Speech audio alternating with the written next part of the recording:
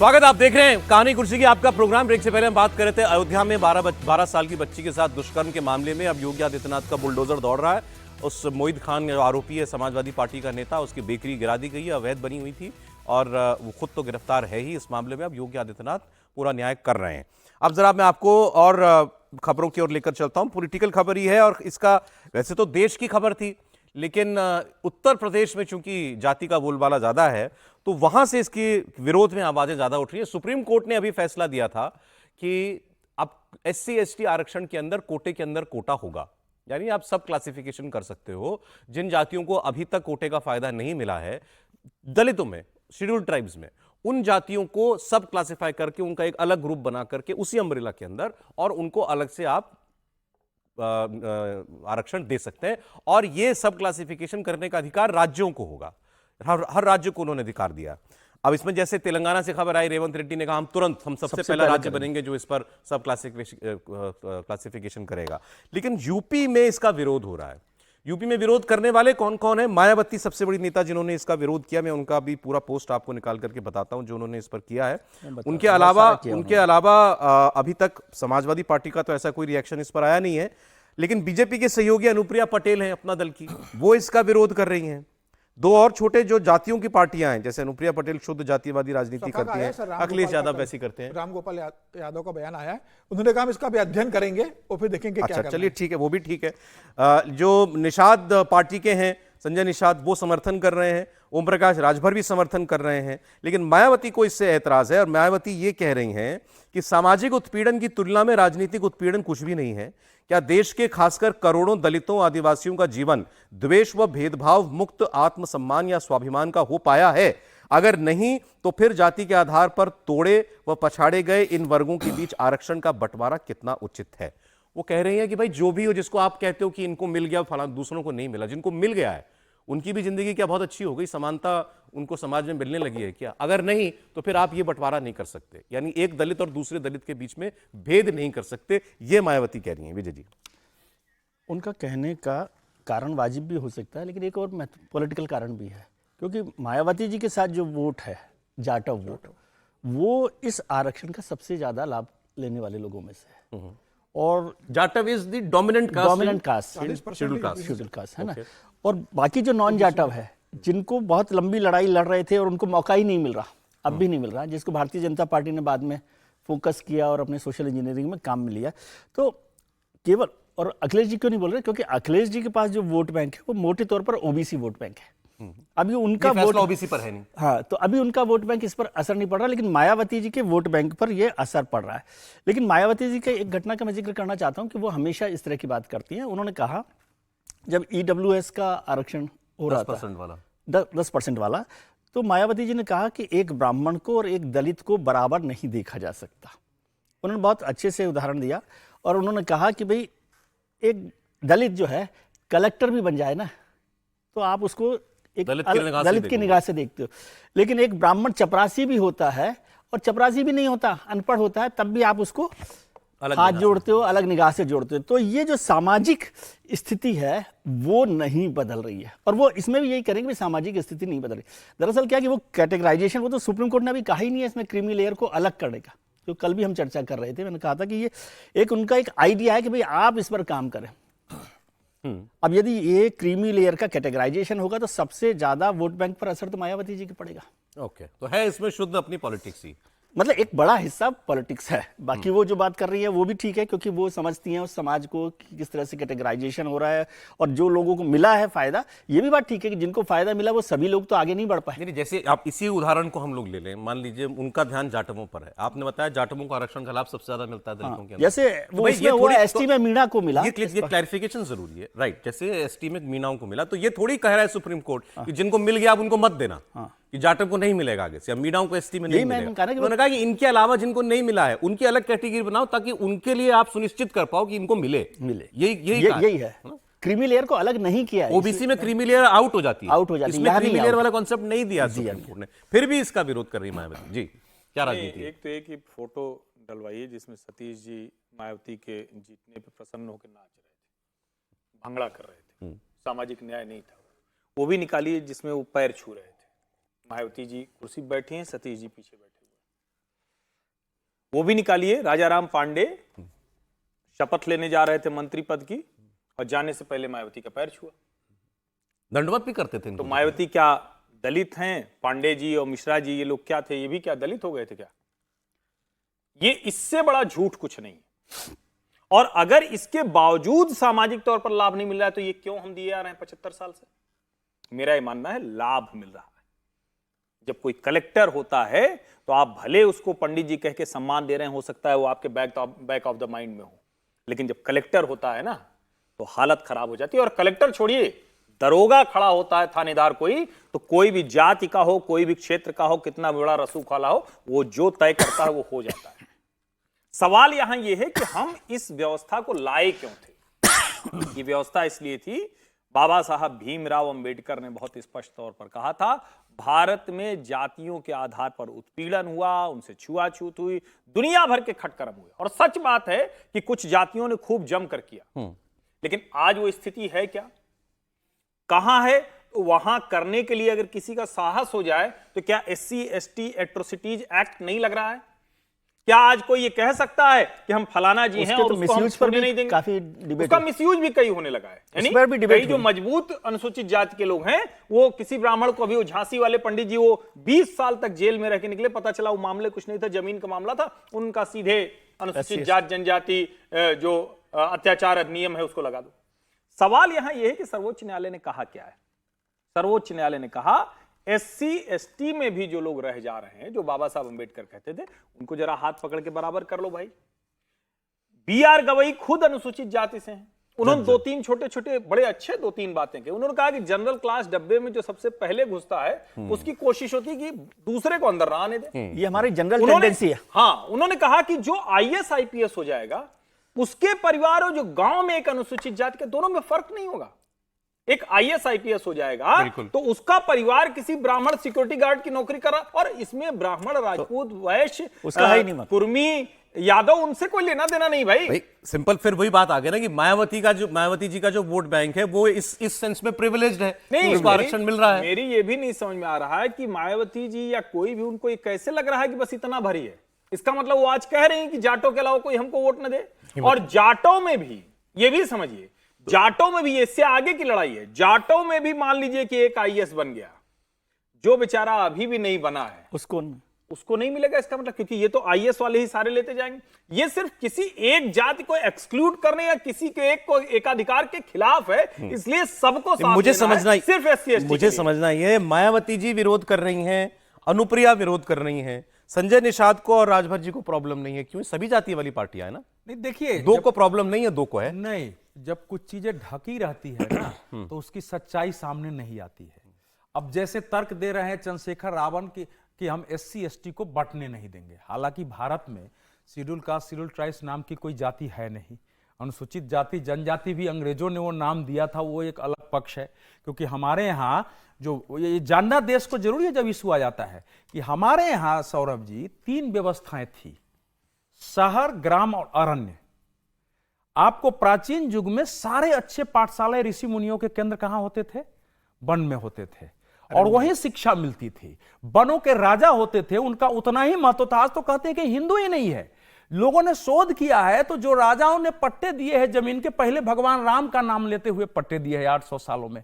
तो ये तो पहले जो एक वातावरण देश का बना हुआ है ना, जो हमारे यहाँ इकोसिस्टम नैरेटिव, यही आज तक अंग्रेजों ने पूरा इतिहास बदल के माइंडसेट कर दिया कि ये दलित हैं, फलाने। ये बात सही है कि हमारे आपके पूर्वजों ने निश्चित रूप से एक लंबे समय तक अत्याचार किया। अब स्थिति क्या है कि ये जो मुझे लगता है कि जैसे रिपब्लिकन पार्टी कर रही है, सारी पार्टियां खड़ी हो गई है इसमें। और यही पार्टियां, जब यही नरेंद्र मोदी सरकार ने पिछड़ी जाति को शामिल करने के लिए दिया था राज्य में, तो विरोध नहीं किया। दलितों में ये इनका खड़ा हो गया। कल तेजस्वी यादव करे पूना पैक्ट का विरोध है। अरे एक बार पढ़ो तो पूना पैक्ट क्या है। पूना पैक्ट से इसका क्या लेना देना? पूना पैक्ट का इससे कोई मतलब नहीं है। पूना पैक्ट का विरोध है। एक तर्क मैं कल सुन रहा था कि इससे तो दलित का आरक्षण ही खत्म हो जाने वाला है।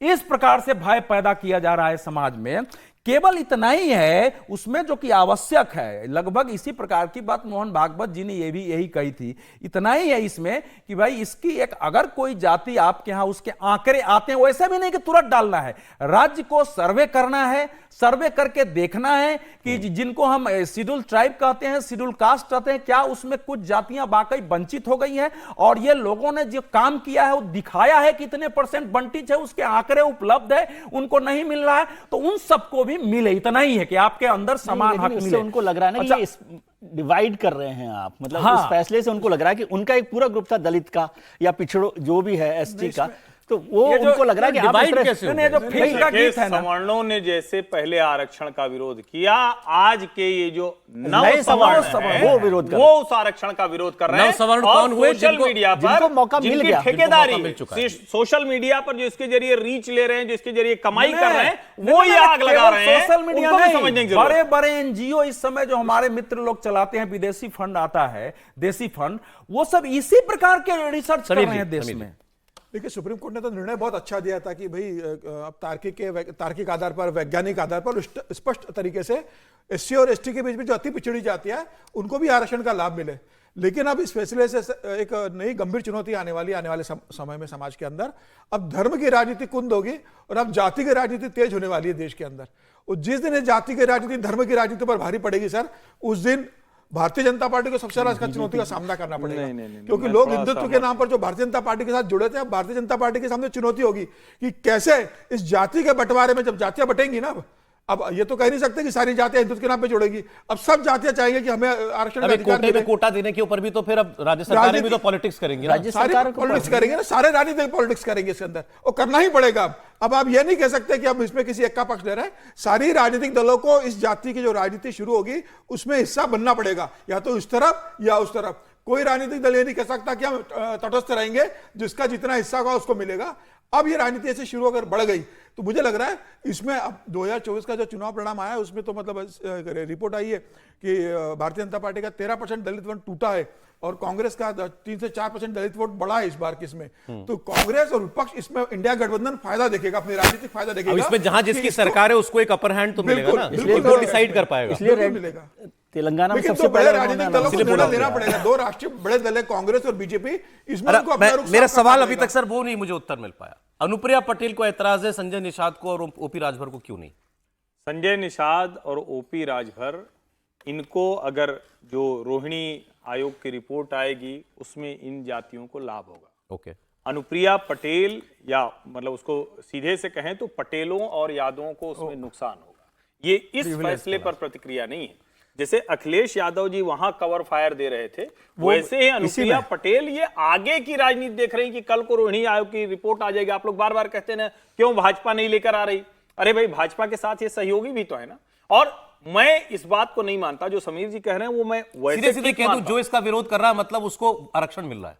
उसको उसको फायदा आरक्षण मिल रहा है, का आरक्षण का लाभ मिल रहा है। लाभ मिल रहा है। डिस्प्रपोर्शनेट लाभ मिल रहा है। जैसे disproportionate कहते हैं ना, डिस्प्रपोर्शनेट एसेट के केस में ज्यादातर नेता फंसते हैं, वैसे ही डिस्प्रपोर्शनेट बेनिफिट ऑफ रिजर्वेशन है ये, और उसके खिलाफ ये लड़ाई है। और मैं फिर से कह रहा हूं, जितनी ये जातियों की लड़ाई बढ़ेगी, एक दिन ये जाति की लड़ाई शून्य हो जाएगी।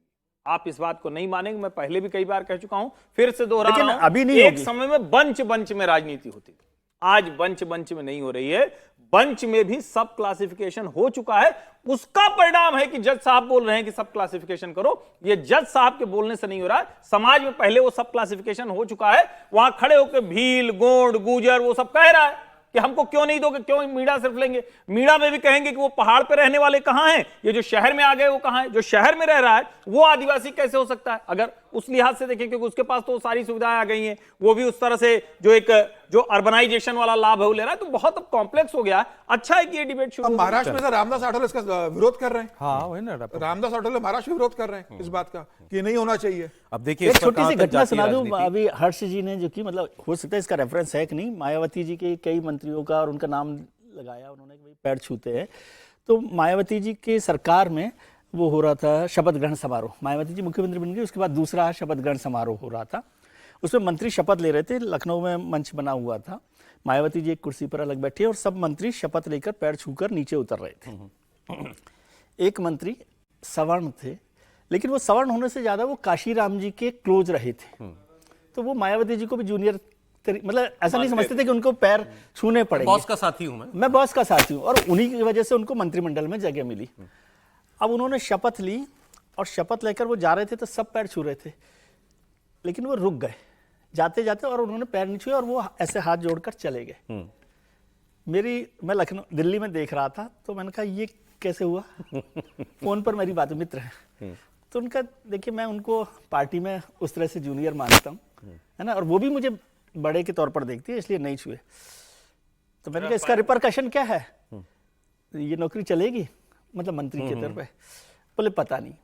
20 दिन बाद उनको मंत्रिमंडल से हटा दिया था। यही मैं इसीलिए ये मैं केवल घटना इसलिए बता रहा हूँ। अब मुझे रेफरेंस मैंने केवल आपको आप समझ लीजिए। नहीं, परफेक्ट है। मैं तो यही कह ही रहा हूँ चलिए इस चीज को देख। अच्छा साहब, केशव मौर्य और योगी आदित्यनाथ जी की बहुत चर्चा हम लोगों ने की थी पिछले दिनों, और वो बार बार ये कह रहे थे कि पार्टी बड़ी होती है, पार्टी सबसे बड़ी है।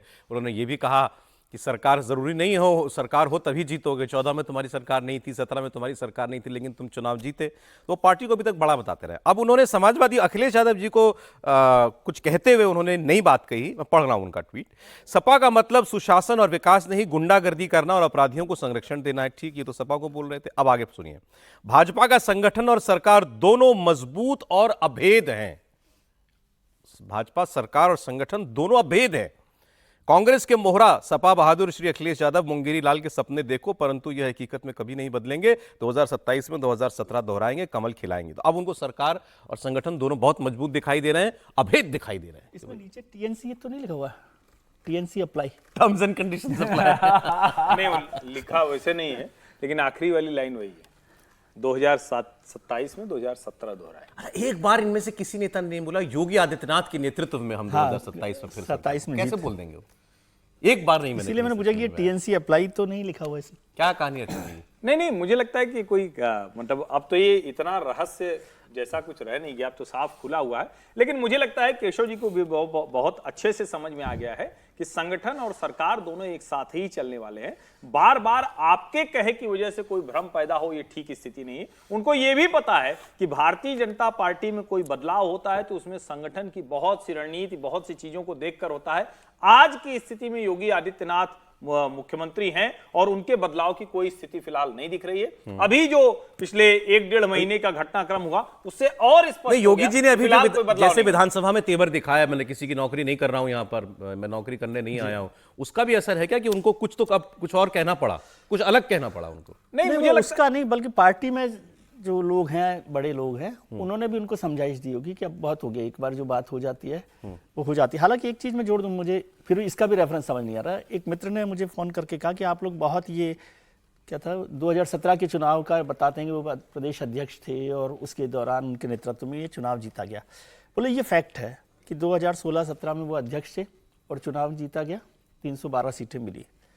लेकिन आप ये याद नहीं करते कि 2014 में 72 सीटें, 73 प्लस 2, 71 ही मान लीजिए उसको, तो 71 सीटें आ गई थी। तो बोले उसका गणित पता कर देख लीजिए, और उस समय केशव प्रसाद जी अध्यक्ष थे क्या? तब लक्ष्मीकांत वाजपेयी अध्यक्ष थे। और नहीं, वाजपेयी जी मतलब कहां हैं आज? वो बोले कि ये फैक्ट्स को थोड़ा सा आप जोड़कर भी देखा कीजिए कि आप रोज ये करते हैं कि केशव जी के नेतृत्व में सारा जीत गए हैं, लेकिन 2014 में तो 71 सीटों पर आ गई थी भारतीय जनता पार्टी। 8-9 महीने के लिए केशव जी अध्यक्ष थे। 14 से पहले, 17 से पहले, 16 में जब जिस वक्त चुनाव जीता गया उस वक्त वो उस अध्यक्ष वक्त थे। उस समय अध्यक्ष थे, जबकि और उससे अगर पहले वैसे देखें यही उनका क्लेम है। उससे नहीं, पहले नहीं, जब वो ऐसा है, नेशनल एग्जीक्यूटिव हुई ऐसा थी है कि प्रयागराज में, तब वो अध्यक्ष थे। भारतीय जनता पार्टी के उत्तर प्रदेश का मूल्यांकन हम लोग 2014 के बाद ही करते हैं। उसके पहले जो खत्म हो वो खत्म है। वहां से तो एक पैराडाइम शिफ्ट हुआ, बल्कि भारत की पॉलिटिक्स में दुर्भाग्य से उस पैराडाइम शिफ्ट का इस समय उलट होने लगा है। इसमें तो कहीं कोई डाउट ही नहीं है कि 2017 के चुनाव परिणाम को हम 2014 से अलग करके नहीं देख सकते हैं। केशव प्रसाद मौर्य एक मैच्योर नेता है, उनको भी पता है कि 2014 नरेंद्र मोदी का सामने उनका काम, उनका नाम 2017 में था, संगठन में उनका काम, उन्होंने सबको जोड़ा नीचे स्तर पर बूथ से। इसलिए मैं कह रहा हूं कि हम लोगों को एक टेलीविजन पर ना पत्रकारों का एग्जिट पोल देना होता था। मैं सार्वजनिक कर रहा हूं इस बात को। तो मैंने केशव जी को फोन किया कि आपको कितनी सीटें आएंगी, तो उन्होंने हमको कहा कि भाई साहब हम लोगों ने पूरा सारे बूथ वाइज गणना किया है, हमको अपने सहयोगियों को मिला के 325 सीटें आएंगी। मैंने कहा ऐसा कैसे हो सकता है बीजेपी को?